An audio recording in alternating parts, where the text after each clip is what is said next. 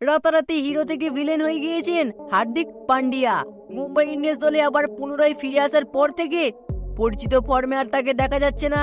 গুজরাট টাইটান্সের হয়ে খেলার সময় হার্দিক ব্যাটে বলে যে পারফরমেন্স করেছিলেন এখন তা অতীত। এবারের আইপিএলে তার থেকেও কয়েক গুণ ভালো খেলছেন অন্য এক ভারতীয় ক্রিকেটার। তিনি আর কেউ নয়, কথা হচ্ছে শিবম দুবে সম্পর্কে। গতবারের আইপিএলে প্রায় প্রতি ম্যাচে রান পেয়েছিলেন, মেরেছিলেন বড় বড় ছক্কা। এবারেও সেই ফর্মে ব্যাট করতে নেমেছেন তিনি।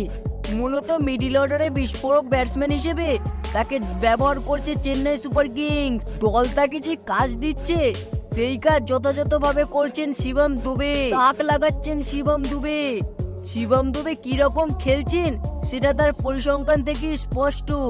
এবারের আইপিএলে চেন্নাই সুপার কিংসের হয়ে 5 ম্যাচ খেলেছেন এবং রান করেছেন 242, স্ট্রাইক রেট প্রায় 160-এর, মেরেছেন 15টি ছক্কা। নিচের দিকে ব্যাট করতে নেমে দ্রুত রান তোলার কাজে শিবম দুবেকে কাজে লাগাচ্ছে চেন্নাই সুপার কিংস। অপরদিকে রয়েছে অফ ফর্মে থাকা হার্দিক পান্ডিয়া। এবারে আসা যাক হার্দিক পান্ডিয়ার কথায়। মুম্বাই ইন্ডিয়ান্স টিমের অধিনায়ক হিসেবে ফিরেছেন পুরনো দলে। তার নেতৃত্বে 5 ম্যাচ হেরেছে দল। হার্দিক 5 ম্যাচে ব্যাট করতে নেমে মাত্র 108 রান করেছেন এবং স্ট্রাইক রেট প্রায় 138-এর, মেরেছেন 3টি ছক্কা মাত্র। অপরদিকে বল করতে গিয়ে প্রচুর রান দিয়ে ফেলছেন হার্দিক পান্ডিয়া।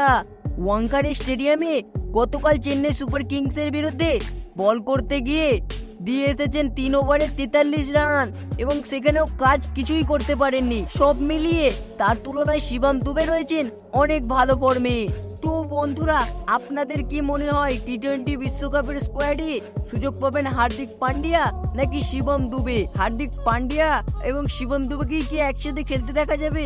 অবশ্যই আপনারা কমেন্ট বক্সে এটি লিখে জানাবেন আপনাদের মতামত। তো বন্ধুরা, আপনাদের পছন্দের কে, হার্দিক পান্ডিয়া নাকি শিবম দুবে?